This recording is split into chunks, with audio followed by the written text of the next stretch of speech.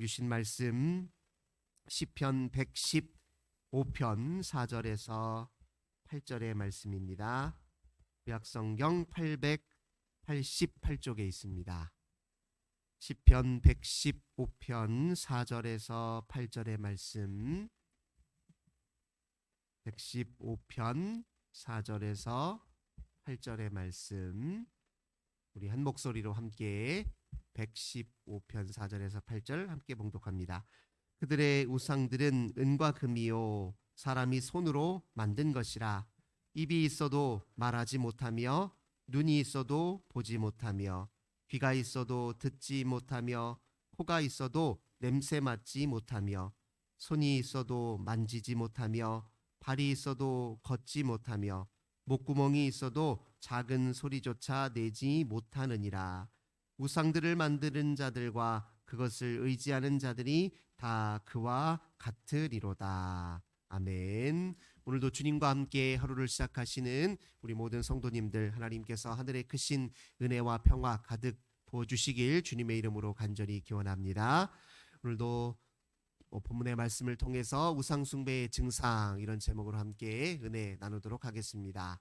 우상숭배와 관련해서 우리가 먼저 기억해야 될 사실은, 우리는 우리가 숭배하고 사랑하고 또 예찬하는 것을 닮아간다. 우리가 이렇게 기억할 필요가 있습니다. 우리는 우리가 사랑하고 마음에 간절히 열망하는 것들을 닮아가게 되어 있습니다. 그래서 그가 어떤 사람인지, 그의 실체와 그의 진짜 본 모습이 무엇인지를 알려면 무엇보다도 그의 마음 깊은 곳에 갈망이 무엇인지를 확인하면 됩니다. 그가 어떤 대상을 향해서 마음을 쏟고 있는지를 보면 그가 누구인지를 알 수 있습니다. 근데 우상이라는 것이 근본적으로 무엇입니까? 오늘 본문에서도 이야기하지만 그건 은과 금으로 만든 것이고 또 사람의 손으로 만든 것이에요.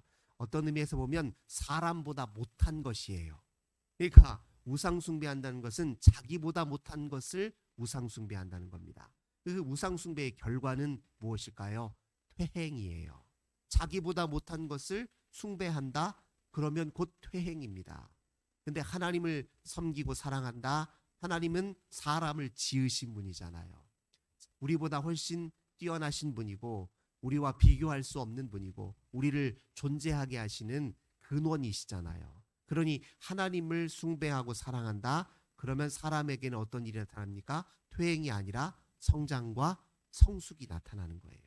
그래서 우리가 하나님을 잘 섬기는 사람은 하나님과의 관계가 깊어지면 깊어질수록 그에게서 사람 냄새, 진짜 사람다움의 냄새가 날 뿐만 아니라 또 거룩하게 여겨지는 거예요. 참 존귀하게 여겨지고, 그리고 사람들에게 선한 영향력을 끼치는 것은 당연한 일이겠죠.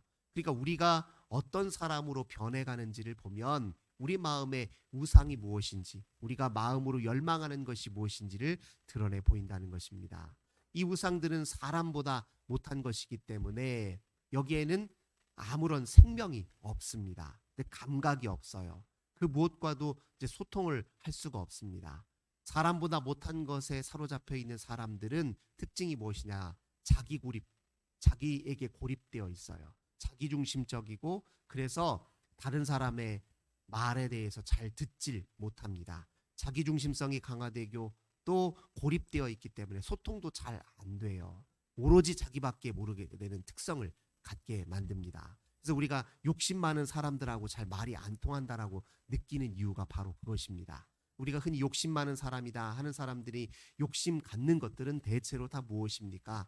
다 우상과 관련돼 있어요. 자기보다, 사람보다 못한 존재, 자기가 스스로 만들어낸 것에 불과한 것, 유한하고 잠깐이면 사라져버릴 것들, 하나님도 아닌 것들, 상대적인 것들, 여기에 욕심내잖아요. 근데 이렇게 욕심내면 특징이 무엇이냐면 잘 소통이 안 돼요. 불통하다는 특징을 갖고 있습니다. 그래서 오늘 본문은 뭐라고 그렇게 표현합니까? 눈이 있어도 보지 못하고 귀가 있어도 듣지 못한다는 거예요. 겉으로 보기에는 다 갖춰 있는 것 같지만 마치 그것만 얻으면 인간이 스스로 자기를 능가하는 더 엄청난 그런 삶을 살아낼 것 같지만 실은 그것에 매여 있으면 매여일수록 도리어 인간다움을 잃어버리게 된다는 것을 이제 본문을 이렇게 비꼬아서 이야기하고 있습니다. 근데 이제 우상은 겉으로는 화려해 보이긴 해요. 보통 뭘로 만듭니까? 은과 금으로 만든단 말이에요. 근데 은과 금은 다 무엇이냐면 다 사실 상대적인 가치예요. 왜냐하면 많은 사람들이 귀하게 여기니까 그게 귀한 거예요. 하찮게 여기면 또 아무것도 아닌 겁니다. 그러니까 다른 사람의 욕망을 내가 욕망하는 특징이 있어요. 우상숭배라는 것은.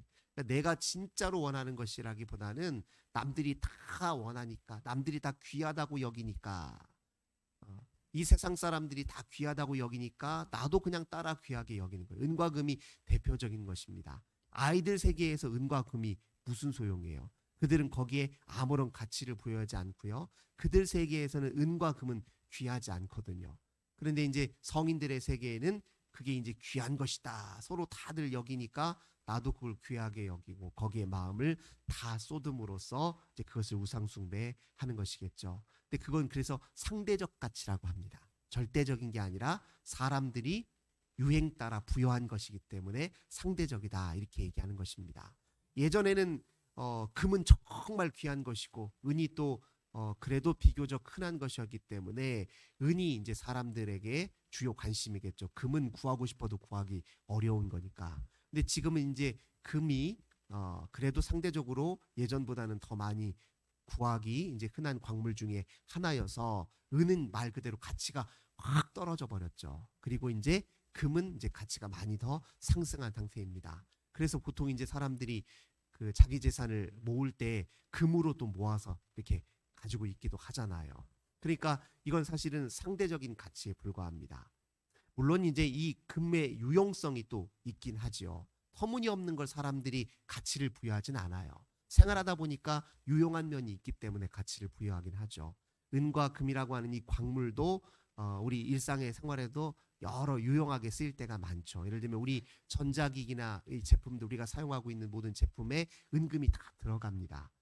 그러니까 그렇게 인간 삶의 유용성이 또 있기도 해요. 상대적 가치도 있고 유용성도 있습니다. 근데 터무니없는 걸 우상숭배하지는 않지만 결국 다 우리 생활의 편의를 위해서 우리가 스스로 부여한 것들을 절대화시키기 시작하면서 그게 우상이 되는 겁니다.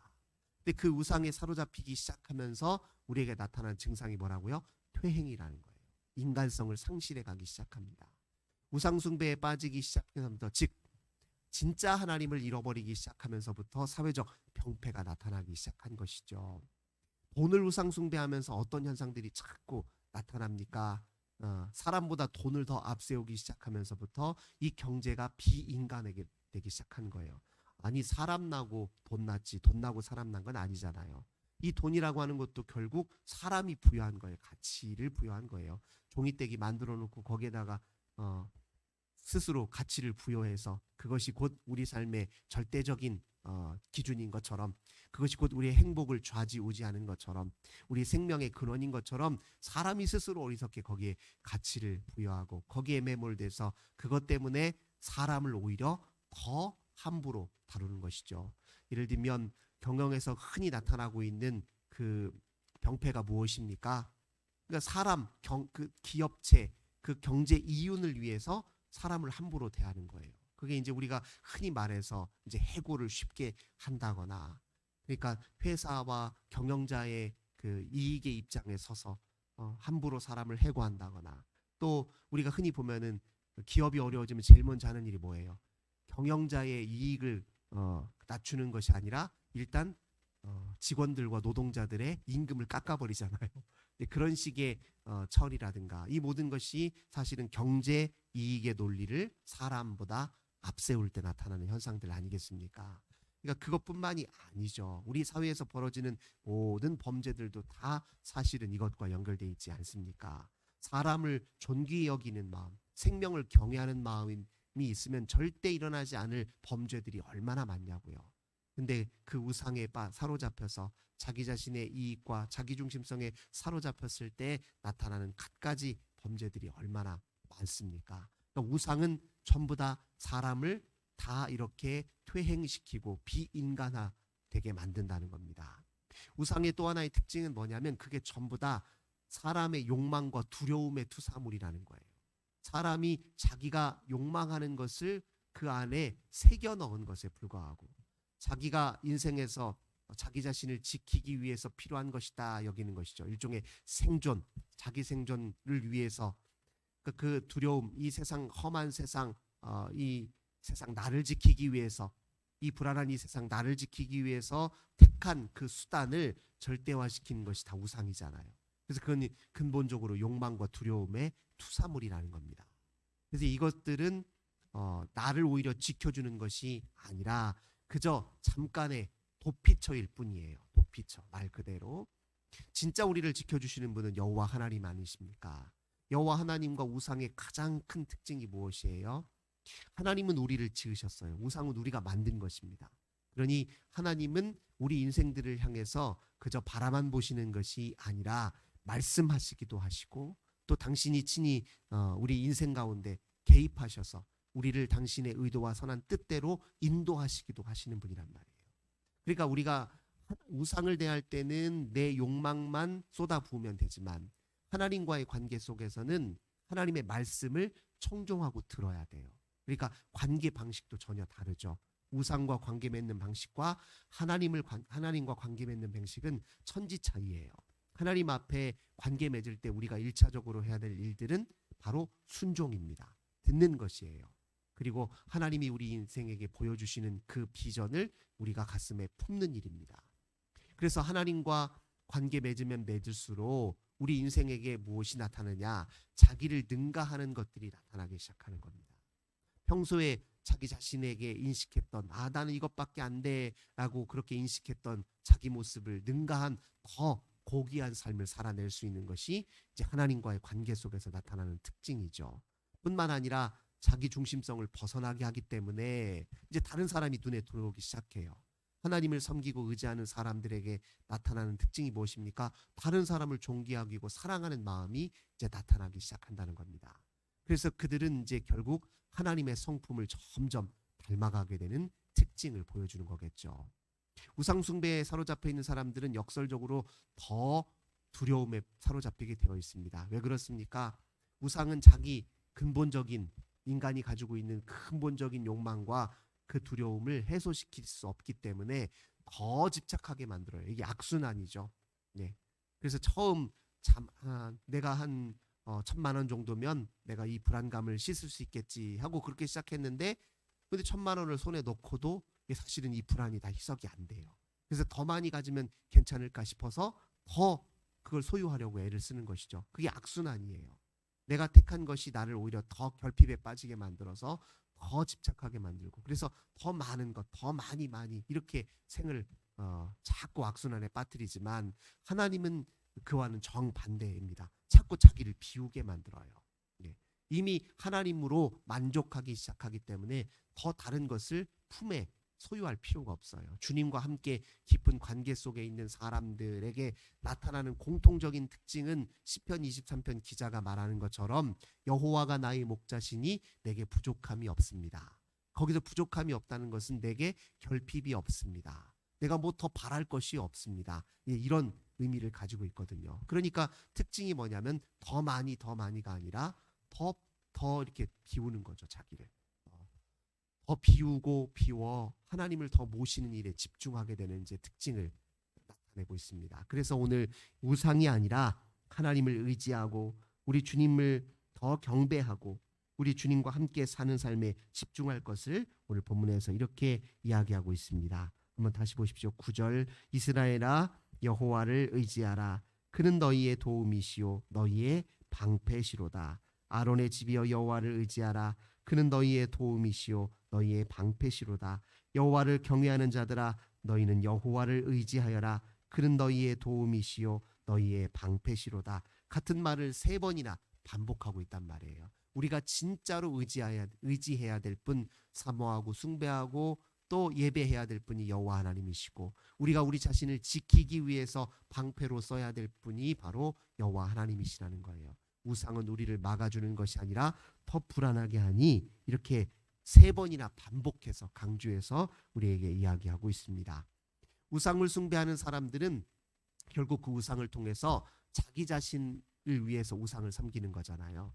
그런데 하나님을 섬기는 사람들은 궁극적으로 어디에까지 이르느냐? 모든 인생을 다 주의 영광에게 다 돌립니다. 주의 이름에 다 돌려요. 모든 영예와 인생을 주의 이름에 돌리는 것이죠. 그래서 오늘 1절에 보니까 여호와여 영광을 우리에게 돌리지 마소서, 우리에게 돌리지 마소서, 오직 주는 인자하시고 진실하심으로 주의 이름에만 영광을 돌리소서, 이렇게 얘기합니다. 결국 자기를 자랑하는 사람이냐 하나님을 자랑하는 사람이냐, 이것을 살펴보면 그가 하나님과 얼마나 가까운 사람인지, 우상 숭배에 매여 있는지를 보게 된다는 것이죠. 사람이 자기 이름, 나 이렇게 온통 자기로 사로잡혀 있다, 이런 사람들은 우상에 사로잡혀 있는 것과 똑같다는 것이죠. 그래서 모든 우상 숭배는 궁극적으로는 자아 우상 숭배예요. 결국 자기를 숭배하는 일로 다 돌아간다는 것입니다. 이것은 원죄와 관련되어 있는 것이죠. 자기를 숭배하는 일은 곧 인간의 죄악의 근원입니다. 스스로 자기 자신을 신격화시키고 신의 위치에 스스로를 위치시키려고 하는 것이죠. 내가 신이 되려고 하는 그 모든 행태가 곧 이제 죄의 근원 아닙니까? 그래서 우상 숭배는 곧 자아 우상 숭배로 이어지고, 그 자아 우상 숭배는 결국 자기를 패망의 길로 이끈다는 것입니다. 그러나 여호와 하나님께 모든 영광을 돌리는 거예요. 내가 사는 것도 주님이 나를 살게 하셨기 때문이요. 내가 삶에 나타나는 모든 생산물, 내가 만들어내는 모든 것들, 나로 인해서 일어나는 모든 일들은 주님이 내게 허락하신 은혜요 선물이다. 모든 걸 주께 다 영광 돌리는 그 삶이 하나님을 숭배하는, 예배하는 사람들에게 나타나는 특징이다. 본문 우리에게 이렇게 이야기하고 있습니다. 그러니까 제일 중요한 기준은 딱 한 가지예요. 우상 숭배하느냐 하나님 섬기느냐를 뭘로 가늠하느냐? 내 인생이 퇴보하느냐 성장하느냐, 이 둘로. 내 인격이 고매해지느냐 아니면 더 비인간화되고 더 보기 추해지느냐, 이걸로 딱 정확하게 가늠해 볼 수 있습니다. 사랑하는 성도 여러분, 우리 모두 하나님을 온전히 예배하고 주님을 의지하고 주님을 방패 삼아 우리 인생의 날마다 주의 향기, 그리스도의 향기가 드러나고 주님의 빛이, 거룩함이 우리에게서 드러나시길 주님의 이름으로 간절히 기원합니다. 좋으신 주님 감사드립니다. 저희들 어리석어서 때로 하나님도 아닌 것을 하나님처럼 숭배하며 그 우상에 사로잡혀 스스로를 하나님 퇴행시키는 삶을 살 때가 있음을 저희들 고백합니다. 주님, 저희를 불쌍히 여기셔서 일깨워 주셔서 오직 주 하나님 우리에게 말씀하시고 더 좋은 길로 인도하시고 성장케 하시는 하나님 앞에 온전히 아버지 의지하고 주님을 예배하고 주님만 우리 인생의 도움으로 삼는 저희들 다 되게 하여 주옵소서. 주 예수님의 이름으로 간절히 기도드립니다. 아멘. 우리 환우들을 위해서 기도하겠습니다. 고통 중에, 아픔 중에 있는 모든 성도들, 하나님께서 이 시간 치유의 손을 얹으셔서 하나님 치유해 주시고 싸매 주시고 고통을 경감시켜 주시고 우리 하나님과 함께 하나님 그 어두운 터널, 고통의 터널 잘 지날 수 있도록 우리 함께 기도합시다. 우리 자녀들을 위해서 기도하고 또 우리 교회와 나라와 민족을 위해서 주님 앞에 간절히 기도하겠습니다. 하나님 감사합니다. 오늘도 저희 인생들을 사랑하셔서 주께로 불러주시니 감사합니다. 저희들 하나님